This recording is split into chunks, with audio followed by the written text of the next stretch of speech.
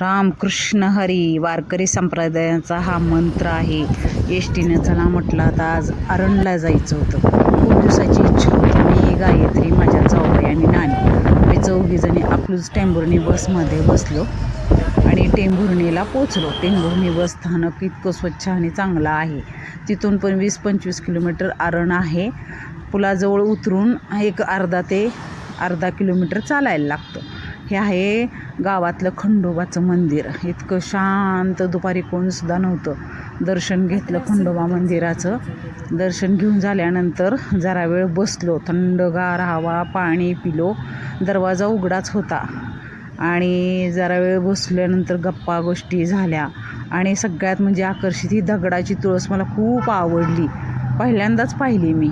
आणि मग चला म्हटलं आता दर्शन घ्यायचं होतं. म्हणजे हा कळस आणि बाहेरच्या भिंती ही रंग देऊन बांधकाम खूप छान होतं. सावतामाळ्यांचं मंदिर आहे हे. मंदिरातून आतमध्ये गेलो नंतर इतका गारवा, थंडावा खूप जाणवला. आणि म्हणजे ह्याचे दिवस आहेत ना उन्हाळ्याचे, त्यामुळे आतमध्ये इतकं गार होतं ना, खूपच छान. आणि गेल्यानंतर दर्शन घेतलं. इतकं शांत वातावरण होतं, कोणीसुद्धा नव्हतं, गर्दी नव्हती. आणि मंदिर इतकं जी छान आहे ना, खूप छान आहे. दर्शन घेऊन इतकं समाधान, शांत वाटलं. इतकं जी खरंच संतांचं दर्शन घ्यावं. हा फोटो होता त्यांच्या म्हणजे मळ्यातला, ते विठ्ठल नाम घेत असतील त्यावेळेचं, म्हणजे ते सांगतेत ना तसं आठवलं सगळं. इतका छान फोटो होता. अजून एकदा जाऊन दर्शन घेतलं. इतकं छान वाटलं ना. विठ्ठल मूर्तीसुद्धा मागची इतकी सुंदर होती ना, मला साक्षात पंढरपूरला गेलं वाटलं. इतकी सुंदर विठ्ठल मूर्तीसुद्धा होती खरंच.